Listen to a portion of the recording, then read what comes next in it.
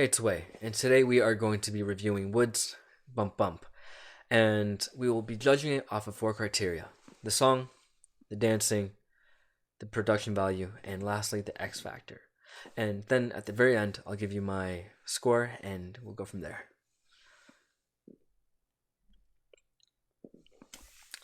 So right at the bat, this is giving me like Kanye West graduation vibes, like with like the teddy bear suit. Looks like they're in a stadium of some kind. And going straight into like a rock and roll vibe, which is really rare to see in like K-pop, mainstream K-pop.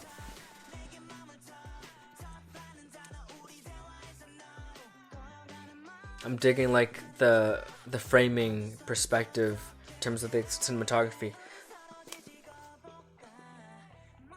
And right now Wood sounds a lot like G-Dragon actually. Like it's reminding me a lot of G-Dragon. Which isn't a bad thing.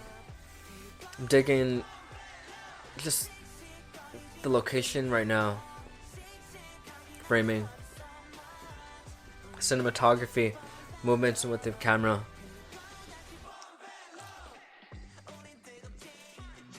And the song is just like a very fun, just like a fun vibe.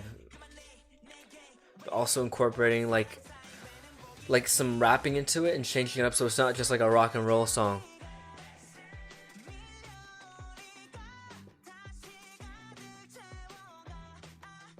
There's a lot of movement with the guitar, so it's keeping it up. Now we're going to like a slow break. Then we're gonna go back into the drop. Yeah, just a feel good rock K rock song.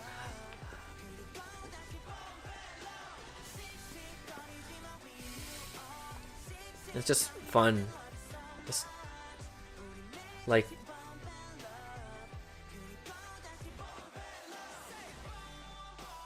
Rebels. I like the aesthetic in terms of the fashion as well. It's nostalgic and like makes you think, okay, this is like what being a teenager like feels like, or like a young adult, or like never really growing out of that like rebellion phase.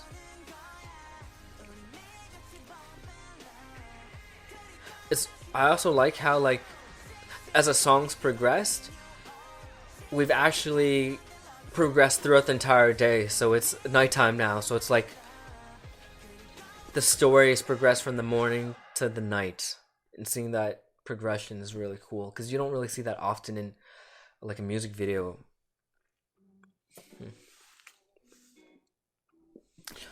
Okay, so let's talk about the song. I think the song, first off, it stands out a lot because it's, rock and roll, but also maintains like a spirit of K-pop in it in terms of the vocals. So it's not like rock and roll singing.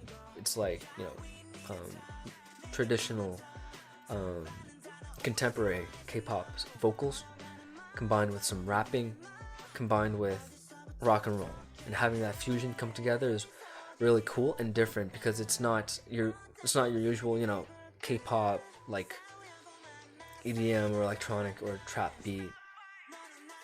And it's refreshing. Other than that, the song also had a lot of good moments in vocals, and having some moments where they were hitting the high notes, but also moments where they were being more chill and being more just low key. And then other than that, just the pitch and the tone also reminded me a lot of G-Dragon, and I think just by association, like I enjoy G-Dragon's music a lot, and his artistry, and seeing a little bit of that in Woods was really interesting and nostalgic, but also is like it gave you this vibe of G-Dragon, but then a different vibe as well from Witz's own personality. That was a nice little treat. So in terms of the song, I did like the song a lot. I think the song deserves an 8.5. In terms of the dancing, there wasn't any like formal dancing in this entire song. So we'll have to judge it more off of like body language and what he was doing with his body. And for the most part, I would say his, like, at the end of the day, whether it's dancing or body language, what they're trying to communicate is a message and get across with the vocals and having that be consistent. And for this song, it was very story driven, but also like just like a window into a day of life of, you know, a certain type of person and who they were, and that has more to do with acting, I would say. But the body language and the body movements that he was using and expressing himself with, whether it was, you know, feeling bored, or like running and filled with excitement, or those moments where he was trying to get his message across in terms of the song he was singing, the lyrics, and letting his body, you know, stay cool and not doing too much, but still living in those lyrics with his body and showing us that.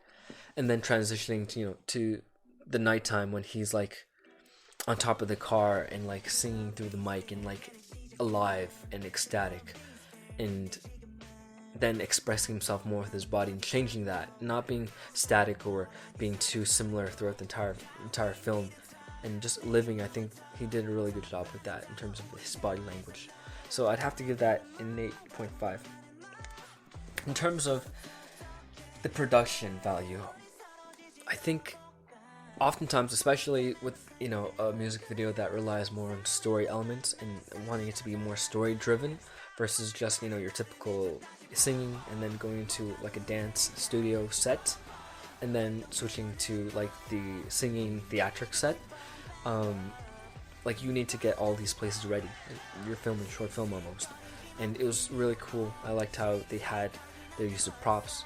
I like how they used, you know, like vintage cars. I like how they used like a stadium to film this and have nobody else inside the stadium except for, you know, just Woods and like his entourage and his crew. I think that was really cool because there's like this feeling of grandeur and like this intimacy with the people that you are with, because there's so much empty space that the people that you're with, those connections and bonds, it's like it's emphasized because it's like all you have in all this space.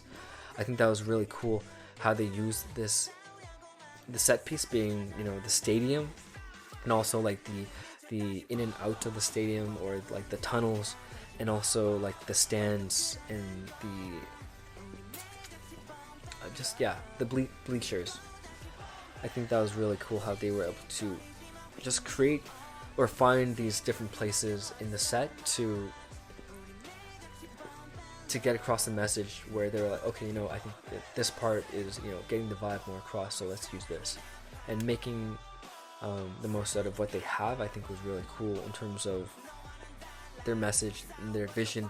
But beyond that, like the vibe was really cool. It was very like lifestyle-esque. Like you really got the message who these people were and the aesthetics, and I think that goes in part a lot due to the outfits and what they were wearing, because it was like very cool, very unique, and like different. It wasn't, you know, like, it was just very authentic. It just felt very authentic and unique. So production value, I think production value I would also rate at an 8.5. I think it was very good production value. So let's talk X Factor. I think the vocals in the song, I think it stands out because it's different. It has unfamiliar elements with familiar elements in terms of the rock and roll side and the acoustic side, but also maintaining, you know, the K-pop vocals, and also having melody that is addictive and enjoyable to listen to, combined with the story that they're telling and the personality of Woods, and for a music video like this where it's less about the dancing but there's more of a story, you really see who the person is, and there's a lot more acting and just being involved in something like this. And I think it's just refreshing, especially since unlike a group like NCT where you have so many members, it's like focused on one person. I would say because of that, the X factor is quite strong. It's memorable. It's carried by one person, and it's special, especially in times like these, because groups are so large that it's rare to see something like this in K-pop. So I think it deserves an 8.5 for the X factor, which leads to a average total score of 8.5. So let me know what you think. Do you think it deserves more than 8.5 or less than 8.5? Write to me in the comments below. I make sure I check all of them. And also, I want to thank you again for staying tuned and watching until the very end. I really appreciate it. And if you liked it, please subscribe, because it helps with the algorithm and it helps us, make more content, because YouTube's saying, you know what, we want to show more content from these guys to you. So I'd love if you could help out with that, and I'll see you in the next video. 뭐가 문제야 다시 뻔뻔 왜 또 그러는